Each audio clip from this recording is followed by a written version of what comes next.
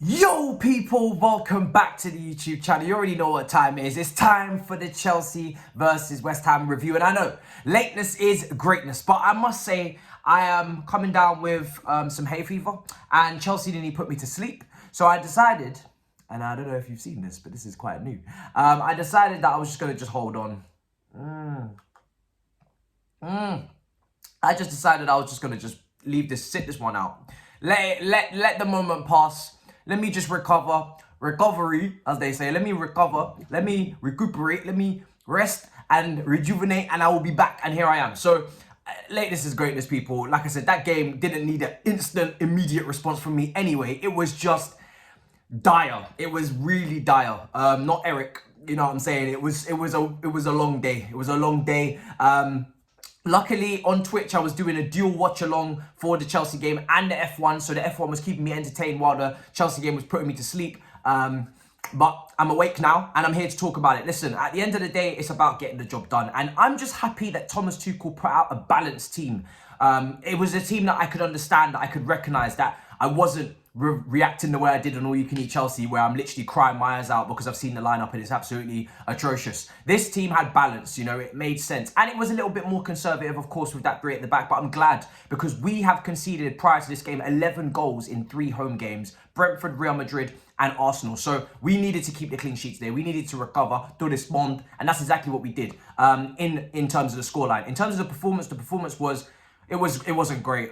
We struggle so often. Obviously, West Ham's team was heavily weakened. No Rice, no Bowen, no Antonio, no Lanzini, no Zuma, no Abona, no Diop. So they was missing quite a few players. We was kind of playing their B team today, and we still struggled because, again, they sat deep. They soaked up the pressure. They did their job with their focus clearly on Frankfurt. And they're a good team and they're a difficult team to come up against. And I wasn't feeling overwhelmingly confident. I got the prediction, thankfully, spot on Big Six with it when I said 1-0 to Chelsea. I thought it was going to be a long day, and it was.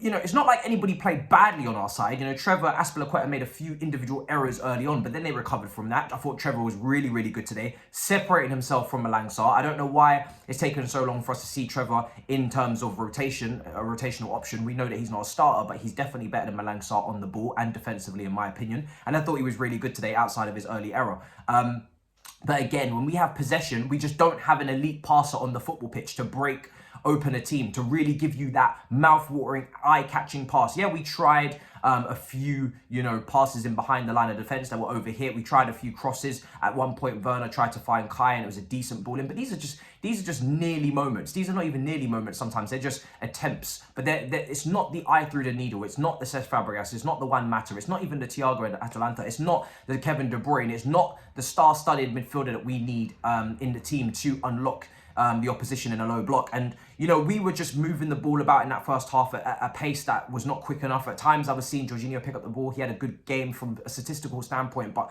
in the first half, there was opportunities where Jorginho could switch it and he would just play it short, and then it would take ages to get over to the right-hand side. I'm like, please, just switch the play. Just switch it quickly. Just move the ball to the other side of the pitch with pace. I don't want to sit here and waste time. I thought Loftus-Cheek was better today. He completed a few dribbles. But again, we don't have somebody that is going to put bums on seats. And I'm talking about in the crowd, and I'm talking about on the pitch. Put bums on the floor. Take people out, you know, dribble. They was going back to Eden Hazard comps on Chelsea Twitter in terms of the goal he scored against West Ham way back when at Stamford Bridge, and he must have skipped past 3 or 4 men. And I don't want us to be an individual team or rely on individual ability, but a little bit of individual ability wouldn't kill anybody. Oh, just a little long shot or a little dribble or take somebody out. I mean, we just don't have that. So everything has to be perfect. And then, like I said, from a passing perspective, we don't really have any elite passes. I was saying this the other day, and people were kind of disagreeing and throwing in people, you know, suggestions. I don't think we have an elite passer. I wouldn't call Ziyech a world-class passer. I wouldn't call Jorginho a world-class passer, Kova a world-class passer. I think they're very good passers on their day, but they're not world-class. They're not Luka Modric. We saw that for Real Madrid. We saw what an elite passer looks like. So I just think we lack that, as many things that we do lack. And like I said, at least Ruben was in a more free role. He's better when he's able to dribble, when he's able to progress in terms of his movements. He's not so restricted in that pivot like he was, you know, for Brentford at home. We conceded 4. Arsenal conceded 4. He was meant to be part of that pivot or DM position both times and failed us. He's better either in the midfield 3 as an 8 able to roam, able to go and adventure and go on wonderful adventures, or even at wing back where he's able again to roam and go on adventures. And I keep telling he's not a DM.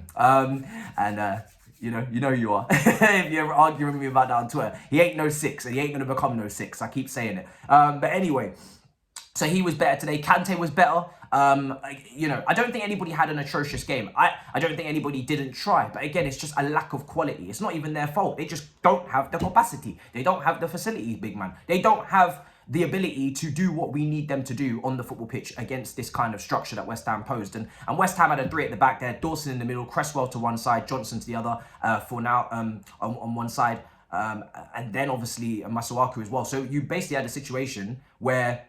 Kufal, sorry. You had 5 defenders, but 4 of them were fullbacks.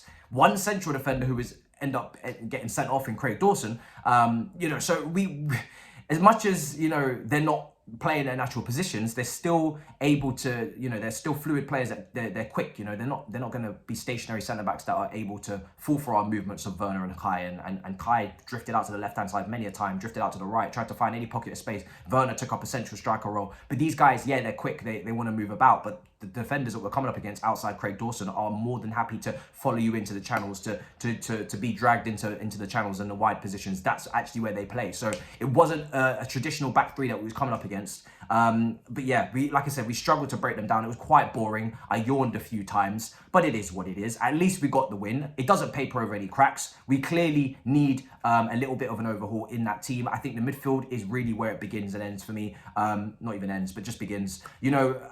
I'm looking at free transfers. We've spoken about the DM position many a time on this channel. Tchouameni, Declan, even Kamara at Marseille is someone we should potentially be looking at now that Tchouameni could be going to Real Madrid. Now that Declan Rice is probably going to be a stupid price considering the fact that West Ham could actually win the Europa League. I know he just rejected another 3-year contract. Kamara at Marseille, we've spoken about it many a time on this channel with Julian Laurens, available on a free from Marseille. That's something that we need to take a look at. If we need as many bodies as we do to replace the amount of players that we should really be looking to move on, then free transfers and free agents is something that we need to take a look at. Spoken about Dembele before, obviously a talented quality player that will take players on, but those injury concerns do worry me. Paul Pogba is another one. He's available on a free. I know he causes a lot of... difference of opinion, but this is the kind of guy that in midfield on his day, and I know it's on his day, and we don't want on their day players, we want consistent players, but I do feel like Thomas Tuchel could be the right coach for him. The kind of midfielder that gives you that pass, that gives you that eye through the needle defense splitting pass, and maybe if we had that, listen, you know what my thoughts are on the likes of Timo Werner, Lukaku. For the wages that they're on, for what they're bringing to the team, they should be sold immediately in the summer, and we should be looking to bring that wage bill down. But even the forwards that we bring in to replace them, whether it is, Broyo as a rotational option, maybe if we bring in whoever it is up front, in terms of the wide positions, these players still need service. They still need to be found. They can create themselves, but if they're going to make runs, we need someone who can spot those runs earlier. So there's many things to improve in this team. Just because, those strikers are not getting the exact service doesn't mean we can't improve on those forwards as well for a possession-based system, and they can create their own chances. But Paul Pogba can find players. So I am in this weird scenario where I'm like, listen, I don't really like Raiola. I don't really want him about. I try to avoid as many of his clients as possible. However, this guy can pass the football, and there's not many of them on the planet that can in that position, to the level of that. It's something to consider. Let me know in the comments, watching a game like that, do you feel like someone like him who can pass the ball to that degree and also can shoot from outside the area as well? He does tick a lot of boxes in that regard. Just let me know what you think. But like I said, I'm not saying we should definitely go for it, but I do feel like that's something we should be considering, or at least looking at or entertaining. But anyway, Rudiger, let's get into it. At the end of the game, Tuchel did a press conference, and Rudiger, he basically confirmed that Rudiger's off to Real Madrid. At the end of the day, what's done is done. There's nothing we can do about it now. Take a little sip. I'm very pissed. Stay calm, Matisse. We did not just lose Rudiger and Christensen. We did not just lose 2 centre-backs in one for nothing. Oh my God, God damn. Okay, so both centre-backs are going. Do we trust this scouting system to replace the both of them? Well, we know Jules Koundé was a massive target and someone that I think, yeah, I can see where that makes sense. He can play in a back three, back four. I think even a back three could even be better. Step forward, he's a bit of a dribbler as well. Maybe even play right back. I know it's not his position, and he's played a few times there for France. He could be competent on Football Manager in that position. At least he's ticking boxes. You got Ampadu coming back. He's had a good loan. I just played DM a couple of days ago. Could also play in a back three. He could be cover, but we need a starter. Colwell, we need a starter though. We need someone who a bit more experienced. You know, who is going to actually now lead this defense after Thiago Silva for years to come? Got a very young defense right now. Very young defense outside of Thiago Silva. Trevor, you know, Colwell when he comes back. You know, if we sign Koundé, very young. Where's the experience? So listen, I don't know what the scouts are going to do in this position. It's very, very hairy, very sticky, icky situation. Tuchel obviously would have loved to have kept him. You can see the relationship that they've built. You can see the way Rudiger's performances have improved. The influence as well that he has on the dressing room in terms of, you know, just his mannerisms, the hierarchy, the footballing pyramid, so to speak. The brother is sitting near enough the top. But it is what it is. We're going to lose him. Now it's time to do some scouting. It's time to speak to some journalists. And it's time to speak to some people and watch some comps on YouTube and watch some matches, of course, as well, and start looking at players. I know people are talking about Bastoni. I know people are talking about, you know, Torres. So many different names out there floating about.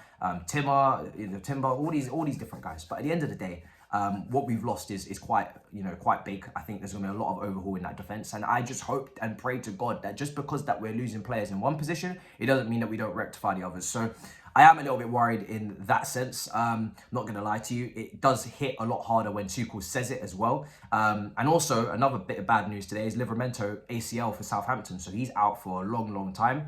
And it's just painful, you know. All of these young players with a lot of potential and have so much room to prosper seem to pick up these large injuries, big injuries. And Livramento is added to the list today with an ACL. He was stretched it off, so that's terrible to hear because you guys know how much I love that player. So yeah, it's just been a weird day, man. Lewis Hamilton, let me not even get into it. 14th or whatever it was. We'll speak about it in a minute on the next upload. But yeah, it's been traumatizing today. They really did scare the crap out of me. But we went on to win the game. Of course, I speak about the goals. Pulisic, you know, he turned up. He came off the bench. I think Tuchel, if we're being fair to him, you know, last game wasn't great, but this game got those substitutions spot on. Didn't really have much choice to be honest in substitutions. It was always going to be Pulisic, Ziyech, and Lukaku. You're not going to bring on Barkley. You're not going to bring on Saul. You're not going to bring on Kennedy. You're not going to bring on these guys. So it was kind of obvious, but at least he got it done and he did it. Lukaku came on. I thought that matched the kind of game that we was up against. You know, with those three defenders, we need someone to pin Dawson, and he did. Then Dawson pulled him back for that red card, like I said. Jorginho's penalty miss. Woo!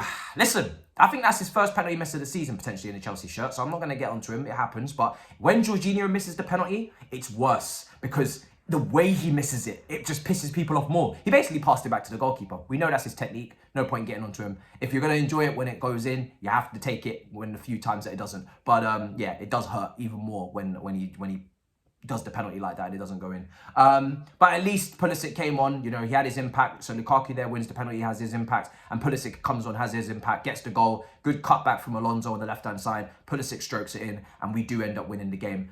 Thank God I can show my face on the big six. It's I was worried I would have to call in sick, and I am not feeling the best, so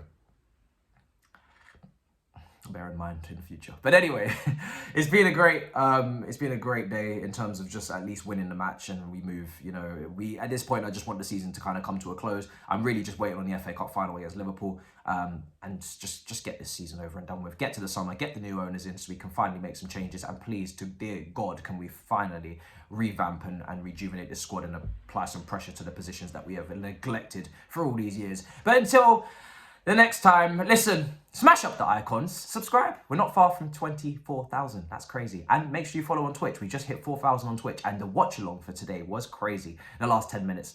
We did a dual watch along, like I said, for the Formula 1. So make sure you're following on Twitch if you're not already. I think that's about it. I hope you like my cup. I hope you like the show. And I'll see you tomorrow for a special upload. And until next time, in a bit, people. Waffling now. Peace.